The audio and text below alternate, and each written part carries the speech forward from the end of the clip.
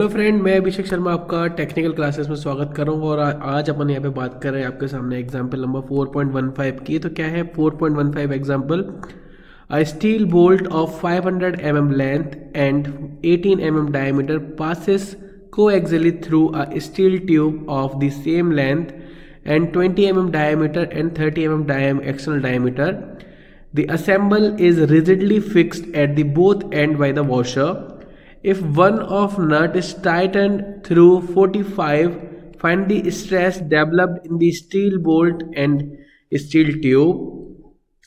Take pitch of the threads 2.5 and E of the steel as 200 gigapascal. तो यहाँ पे इन्होंने दो चीज़ें दे रखी थी। अगर आप देखेंगे यहाँ पे एक स्टील बोल्ट दे रखा है और उसके बाद उस बोल्ट की जो लेंथ दे रखी है, यानी length of the steel bolt 500 mm, diameter of the steel bolt उसका 18 mm दे रखा है, लेंथ ऑफ द जो ट्यूब है वो 500 mm, और जो लेंथ ऑफ द ट्यूब का डायमीटर आपको दे रखा है इंटरनल वो 20 और एक्सटर्नल आपको दे रखा है 30। तो यहाँ पे मैंने वैल्यू पुट करी, तो यहाँ पे मैंने दोनों के एरिया निकाल लिए। आपको पता है एक सॉलिड है और एक हॉलो है, तो दोनों के लिए मैंने पाई की टर्म्स में एरिया निकाल लिए। एक की वैल्यू हो गई 81 पाई और एक की आ गई 125 पाई। तो मैंने आपको बताया था कि जब भी वॉशर साइड से लगते हैं तो उनके ऊपर जो लोड लगता है वो सेम लगता है। तो यहाँ पे अगर आप देखेंगे बोल्ट के ऊपर भी और आपका जो ट्यूब है दोनों के ऊपर लोड सेम लगेगा। तो मैंने यहाँ पे sigma T into A T is equal sigma bolt into A volt मैंने यहाँ पर किया, और यहाँ से सिग्मा टी और सिग्मा बी के बीच में रिलेशन निकाला। तो आप यहाँ पे देखेंगे सिग्मा टी इज इक्वल निकल कर है 0.648 सिग्मा बोल्ट। तो मैंने ये वैल्यू पुट कर दी यहाँ पे सिंपल तरीके से। अब उसने बोला है कि मुझे लेंथ पता करनी है कि इसके अंदर लेंथ कितनी आ रही है।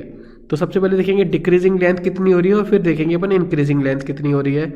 डिक्रीजिंग लेंथ के लिए मैंने स्ट्रेसेस लगा दी, ट्यूब की कितनी लेंथ डिक्रीज हो रही है उसको कसने के लिए।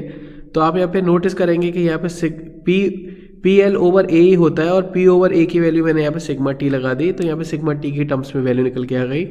सेम उसने लेंथ की वैल्यू लगा दी, तो यहाँ पे दोनों की वैल्यू की लेंथ यहाँ पे उसने निकाल दी कि सिग्मा लेंथ के बाद आपकी वैल्यू कितनी निकल के आ रही है। तो सेम यहाँ पे अगर आप नोटिस करेंगे कि जब इन्होंने ये चीज़ लगा दी तो मुझे पता पड़ा है कि जो टोटल लेंथ होगी जो उसने बोला है ऊपर क्वेश्चन के अंदर कि वो 45 डिग्री पे चेंज हो रही है, जो पिच की फॉर्म में है कि जब मैं उस स्क्रू को कसता हूँ यानी कि टाइट करता हूँ तो 45 पे चेंज होता है उसका एंगल, लाइक इस तरीके से ये 45 पे चेंज होता है। तो जो उसकी पिच दे रखी है वो 2.4 दे रखी है। तो 45 अगर 360 का रोटेशन निकालूंगा तो उसका 1/8 पार्ट होता है, और जो उसकी पिच है वो 2.4 है। तो जो उसका डिफॉर्मेशन है वो कितना आएगा 0.3 mm, यानी कि जो टोटल चेंज लेंथ हो रही है वो 0.3 के बराबर हो रही है।